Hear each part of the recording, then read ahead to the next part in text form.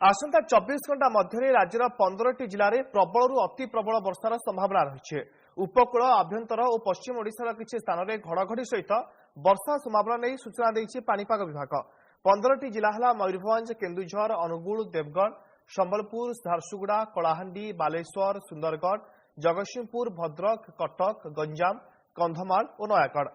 यह समय वर्षा होगा सहित 40 ରୁ 50 किलोमीटर बेगर पवन बहीपे बोली पानीपाग विभाग देइछि सूचना।